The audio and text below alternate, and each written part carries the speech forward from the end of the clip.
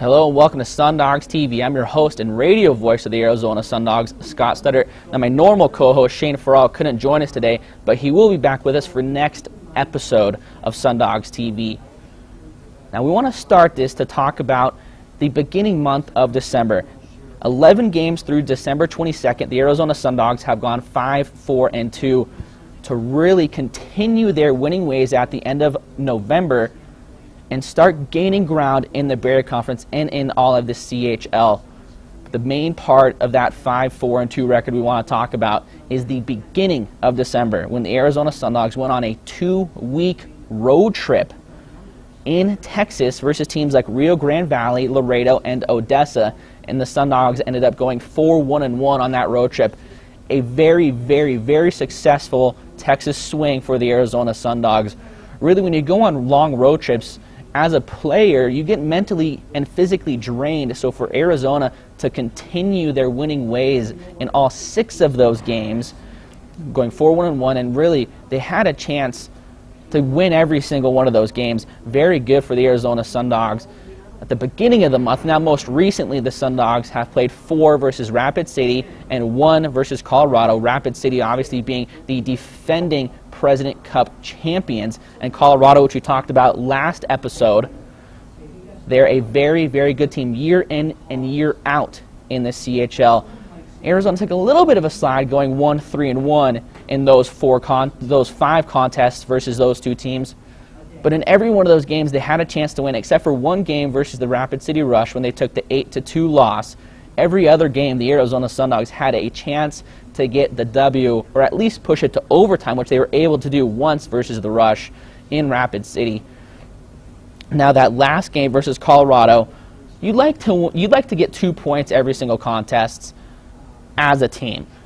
But really, watching that game versus the Colorado Eagles was fun for me to watch, fun for me to call, because after one period, the Arizona Sundogs were down 5-1. Really, any other club or any club has the potential to just sit back, take the big-time defeat, and go on to their next game. But the Sundogs decided to actually continue the next 40 minutes and try to get the victory. And they came very, very close to getting that victory. They took the loss 7-6 versus Colorado, but they were able to win the second and third periods, 3-1 in the second, 2-1 in the third, and that's really what you want to try to do. They started out with a blowout in the first 20 minutes.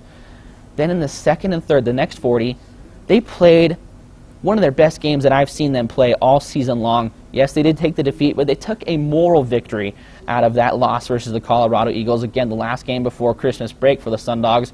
They really could have just let that one go and not really, just say, okay, we'll get back right when we get back after Christmas. It was very, very awesome seeing that team come back in the second and third periods and almost cut out that victory. Now, during the last show, we talked about the Barrier Conference and how the Sundogs needed to start playing a little bit better versus their division opponents. And they have been doing that in this early month of December, going 4-1-1 versus the division, taking it up to a 5-6-1 record versus their conference opponents.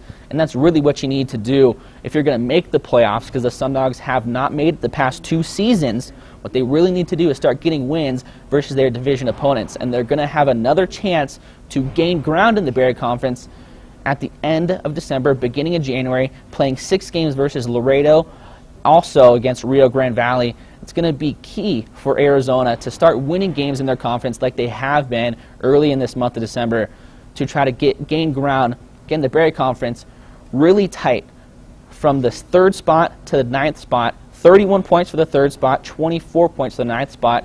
From anywhere, any game in and game out, you can really move up or move down in the Barrier Conference. It's going to be a big challenge for the Sundogs to continue their winning versus their conference opponents if they want to continue their climb in the CHL.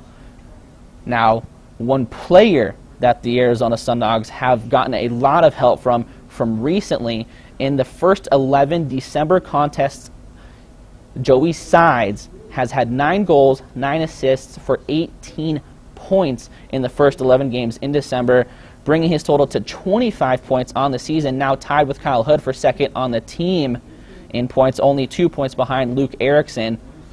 It's really, really nice to see multiple players for the Sundogs starting to produce, and that is why Joey Sides was actually in AHL camp before the season started. And that's one key for this team that we need to start winning, is multiple lines producing. Joey Sides starting to do that. Also, the top line for the Sundogs combined with Keith, Erickson, Kalanos, 59 points. The second line, Visser, Sides, along with Kyle Hood, having 63 points. And then that third line combined with Williams, Irving, Smith, and Salon having 38 points. So all three lines are producing for the Arizona Sundogs. Now coming up in January, that is when the Sundogs start getting back and playing at home.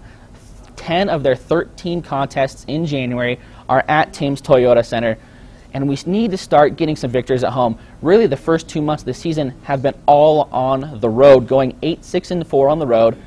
Now we need to come home and continue our road success at home, and that's going to be big for the Sundogs, again, to continue to climb in the CHL. We're going to take a quick break and come back with more Arizona Sundogs TV